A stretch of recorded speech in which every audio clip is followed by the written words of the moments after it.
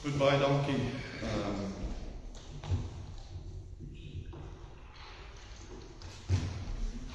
Die dinge werk nie vanoggend so lekker soos alles moet nie.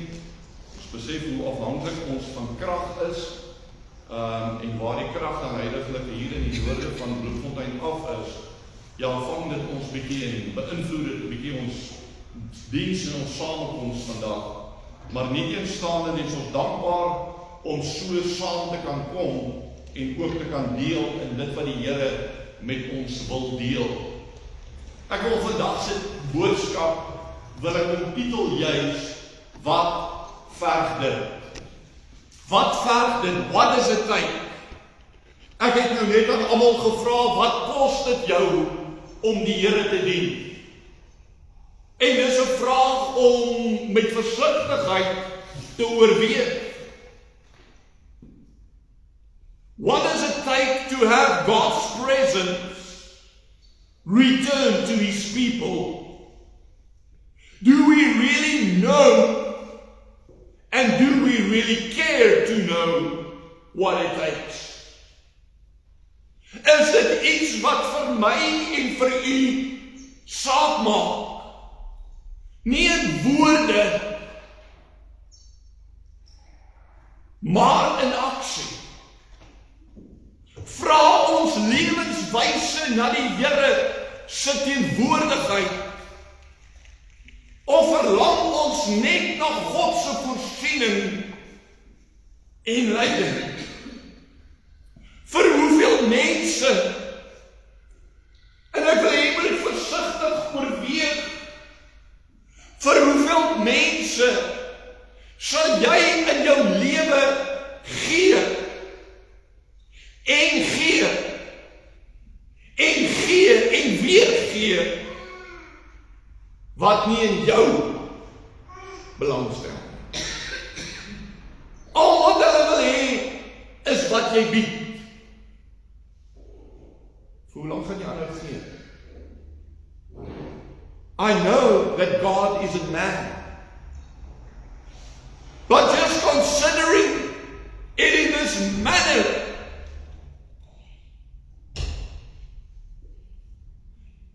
we expect God to keep on giving, but we're not searching for His face, His presence. Yes, God does not think like man thinks. He does not act like man, and He does not love like man. He is great, gracious beyond measure. His love has no beginning and no end. When one realizes this,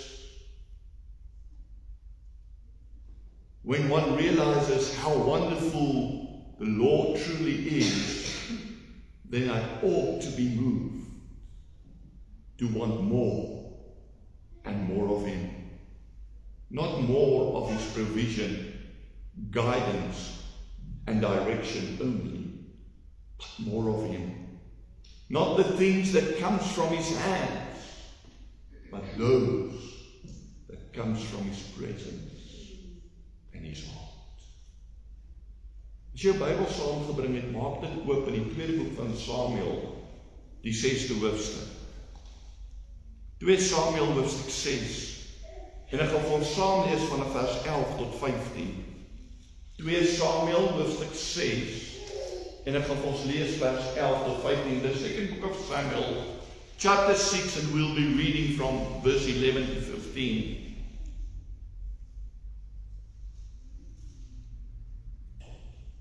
En die ark van die Here het 3 maande lank in die huis van Obed-Edom die Gietiet gebly. En die Here het Obed-Edom en sy hele huis geseën. En toe aan koning Dawid meegedeel is die Here die huis van Obed-Edom en alles wat aan hom behoort geseën ter wille van die ark van God. Het Dawid gegaan en die ark van God met vreugde uit die huis van Obed-Edom na die stad van Dawid gebring. En toe die draers van die ark van die Here 6 tree geloop het, het hy 'n bees en 'n vetgemaakte kalf geoffer. Daarby het Dawid met alle mag gedans voor die aangesig van die Here, en Dawid was omgord met 'n linne skouerkleed. So het Dawid en die hele huis van Israel dan die ark van die Here met gejuig en basyngeklank opgehaal. Kom ons maak net ons oor. Here, baie dankie dat ons die woord kan lees. Baie dankie dat ons die woord kan ontvang, Here. Dankie dat ons hierdie voorreg het om te kan hoor wat U vir ons sê. Maar Here, wat belangrik is help ons om te kan hoor wat dit verder. Om dit te kan inneem. En Here, dat ons ook bereidwillig sal wees om dieselfde te doen. Wees U die spreker in ons harte en verheerlik die grote naam. Ons bid dit in Jesus naam. Amen. Ons teksvers is opgeteken in die boek van Matteus, die 5de hoofstuk, die 6de vers. Matthew chapter 5 verse 6 is the text for meditation that says, "Blessed are those who hunger and thirst for righteousness, for they shall be full." Salig is die wat honger en dors na geregtigheid, want hulle sal versadig word. Waarna verlang ons? Waarna streef ons? Waarvoor hoop ons? Waarvoor kyk ons uit? Waarvoor wag ons in hierdie lewe? Jesus sê, gelukkig, blessed, fortunate, to be envied are those who hunger and thirst for righteousness, for they shall be full. Last week I mentioned that the Ark of the Covenant was a sacred chest which held the tablets of the 10 Commandments that the Lord gave to Moses. You might even remember that I also displayed, or that the music team displayed, a picture of what the ark looked like. Now this ark represented God's presence amongst these people, and it played a central role in Israel's worship and key events. Met ander woorde, God se teenwoordigheid het 'n sentrale plek in Israel se aanbidding gehad.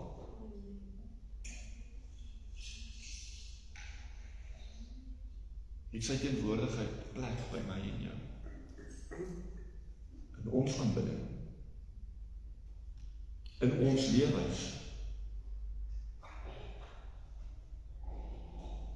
Israel het hierdie teenwoordigheid verloor. Daar was 'n tyd in hulle lewe waarin hulle afgewyk het en hierdie teenwoordigheid verloor het. Ek het verlede week met u gedeel dat die ark verwyder was. En dat Dawid, toe hy koning geword het, die proses begin het om God se teenwoordigheid in Israel te herstel. Dawid het dit eers gedoen op 'n manier wat hy goed gedink het. 'n Manier waarop hy gedink het aanvaarbaar sou wees, maar dit eindig in tragedie. Want in dieselfde hoofstuk waaruit ons gelees het vandag sê, dat toe die ark op 'n wa gevoer was en die osse gestruikel het Isaai sy hand uitgesteek om die ark vas te hou dat dit nie afval nie, en die Here het hom getref met die dood.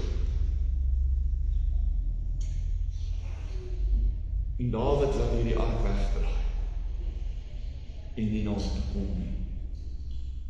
Na 3 maande laat weet hulle vir Dawid dat Obed-Edom geseën word vanweë die teenwoordigheid van die Here. die ark van die Here wat daar by hom was. En Dawid besluit om weer te probeer.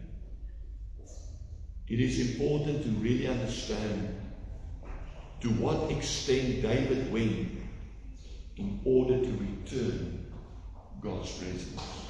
You see, it wasn't purely returning an ark and a physical item and put it at a certain place in Jerusalem.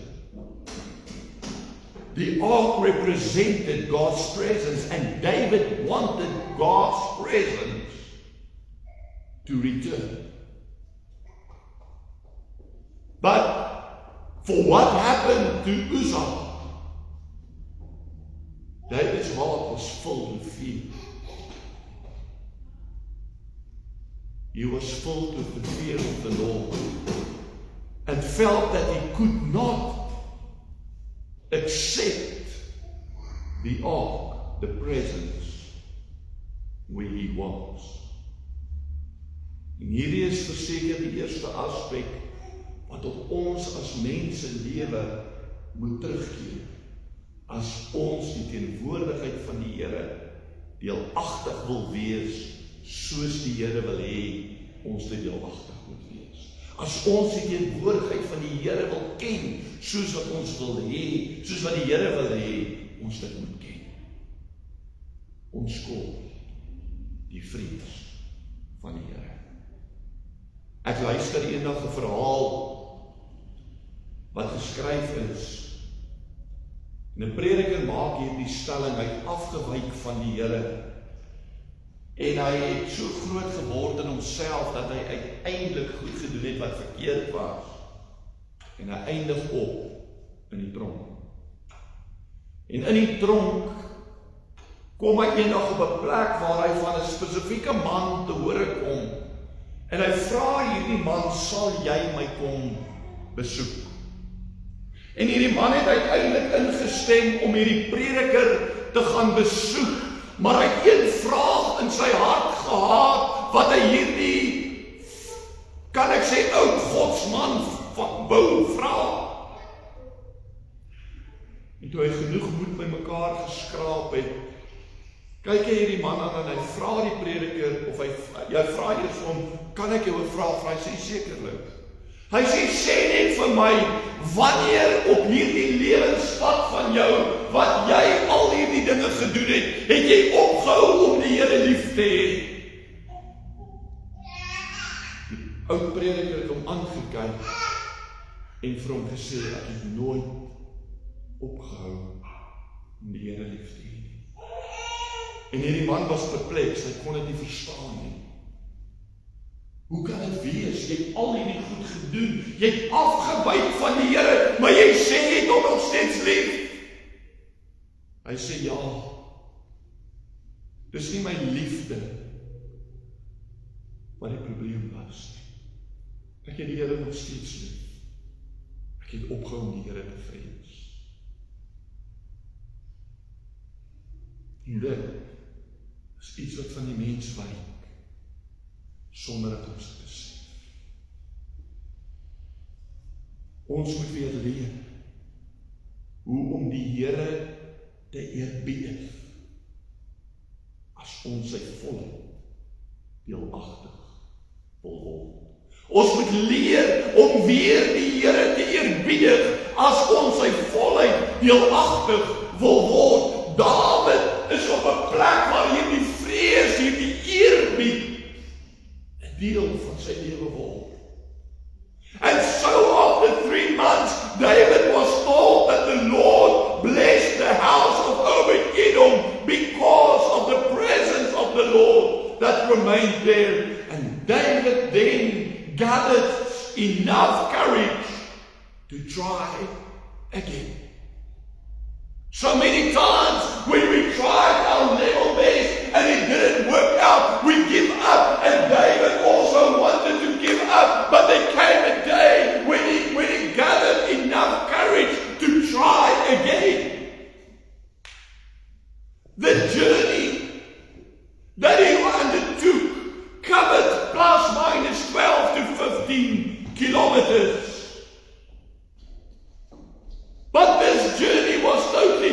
different than the previous one. We read it, we read about it, but we do not really notice the impact of the scripture. Read with me 2 Samuel chapter 6, verses 12 and 13. So David went and he brought up the ark of God from the house of Obed-Edom to the city of David with gladness.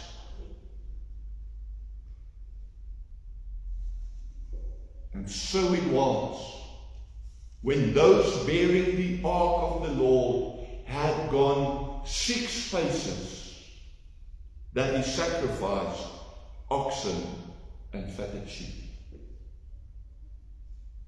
Die tweede aspek wat belangrik is, na die vrees, die eerbied van God, wat in ons lewens moet teenwoordig wees, wat belangrik is vir ons om die teenwoordigheid van God terug te hê, of te hê tot die volheid wat ons dit moet hê, is dat dit vir ons 'n saak van blydskap moet wees. Dawid, hulle bring die ark op met blydskap. Sê die skrif nie, enter into his courts, into his gates, with thanksgiving in your heart. Sê die skrif nie, dat ons moet toetree met blydskap nie. So ons moet na die Here kom met blymoedigheid en nie met swaarmoedigheid nie. Ja, ek weet die lewe druk soms, en ek weet dinge is nie altyd eenvoudig nie, dit is waar. Maar ons moet nie na die Here toe kom met die bedoeling om vir die Here net te vertel hoe swaar die lewe is en hoe moeilik ons kry nie. Ons moet besef dat God bo alles is. En dit moet ons bly maak. En dankbaar raak. Dat ons ons swaarmoedigheid na hom toe kan bring en kan weet hy verander dit in blymoedigheid. So voor ons aan God kom, is daar iets om oor bly te wees. Daar is iets om oor opgewonde te wees. En dit is, dat wat ek vir God gaan bring, gaan hy verander. Dit gaan hy verander. And then something significant happened. When those bearing the ark, and this is something I want you to really take note of. I've asked you, what does it cost us to serve the Lord? And the scripture says, when those bearing the ark of the Lord had gone 6 paces. Now you need to consider this literally. When they had gone 6 paces, they sacrificed an oxen and a fatted sheep. Now there are various arguments whether these sacrifices were brought every 6 paces or only after the first 6. And the Bible scholars have various reasons for answering this. But I just want you to consider one thing. And you're welcome to go and read up about this more, but just consider one thing. How much meat was required to feed the whole of Israel?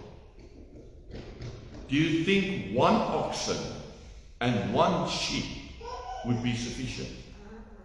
I don't think so. Die skrif sê dat nadat Dawid in Jerusalem aangekom het, het hy aan almal 'n stuk vleis gegee. Ek twyfel baie sterk of dit gekom het van 1 bees en 1 skaap.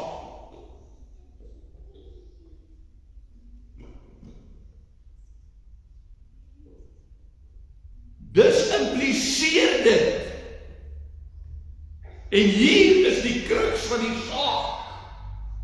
Dat toe hulle van Edom se huis af vertrek het, dat hulle elke, hoeveel tree?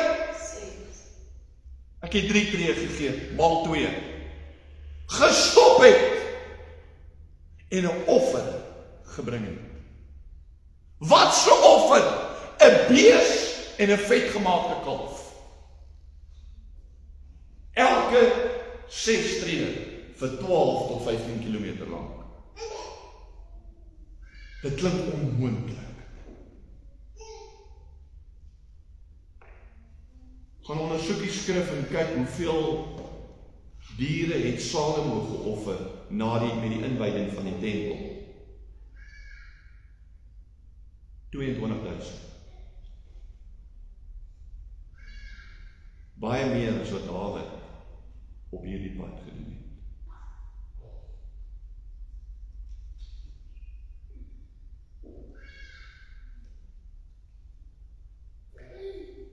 So wanneer ons kyk, dan sien ons. En 2 Samuel 6 sê dit wat ek nou net vir julle gesê het. Hy sê toe Dawid gereed was met die brandoffer en dankoffer, het hy die volk in die naam van die Here van die heerskare geseën en aan die hele volk, die hele menigte van Israel, manne sowel as vroue, aan elkeen 1 broodkoek en 1 stuk vleis en 1 rosynekoek uitgedeel. Daarop het die hele volk na huis gegaan. So Dawid het nie net 'n ou klein offer van 'n offer gebring nie.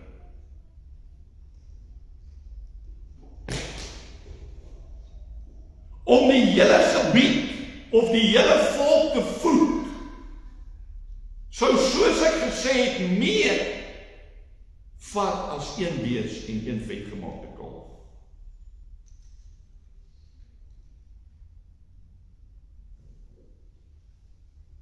Wat gebeur wanneer ek offer? Wanneer Dawid geoffer het, wanneer die volk van Israel offer, en ek praat van die opregte offer, ek praat nie net van ek bring 'n offer om my gewete te sus nie. Wanneer hulle geoffer het, gee ek myself. Skeer julle hare en nie julle klere nie. It cost me a great price, a physical price, a price in every sense of my life. David wanted to give his all. Why? Because he wanted to obtain the master's all. David was willing to give his all because he wanted to obtain the master's. And so he sacrificed. A blood trail was left for as far as the eyes could see, to show how important a task this was.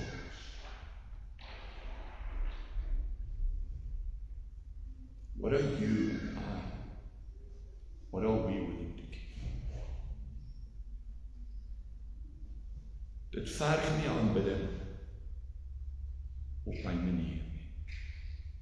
Dit verg nie net my gedagtes. Dit verg my alles. Dawid gee sy alles. Ek weet nie wat die koste hieraan verbonde is nie. Ek het nie gaan stil sit en 'n berekening doen. Maar wat ek vir jou kan sê, is wat ek vinnig uitgewerk het.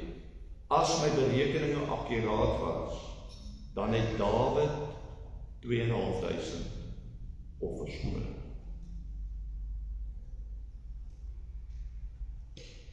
Elke 6 keer. Een offer. Is ons bereid om te gee, sodat God se teenwoordigheid ons deel kan maak? Are we willing to give our all to receive the master? die vrees van die Here, blydskap en my anders is nodig vir die teenwoordigheid van God. Is sy teenwoordigheid deel van ons? Of dien ons maar net soos ons wil? Toe Dawid gedoen het soos hy wou, toe kos dit Israel sy ewe. Maar toe Dawid gedoen het soos God wou, het Israel vrede, seën en heerlikheid ervaar. Wat verlang jy? Wat verlang ek in my lewe, in die lewe? Wat wil ons hê? Want dit wat ons gaan doen, gaan die antwoord wees op hierdie vraag. Ja, dit kos jou 'n prys. Ek het nou gevra wat kos dit jou. En ons kan dit nie altyd verwoord nie. But it cost David's home. Are you willing to give up, to sacrifice your all? Kom ons sluit ons. Here, ons kom vanmôre en ons sê vir die dankie. Ook vir die woord. Ons sê vir die dankie vir die wyse waarop U tot ons lewens spreek. Here, maar terwyl U ons oproep, skeer julle harte en nie julle knieë nie. Soek na my, honger en dors na my geregtigheid, na my manier van doen, om in 'n regte stand met my te wees. Honger daarna en julle sal versadig word. Salig, gelukkig sal julle wees.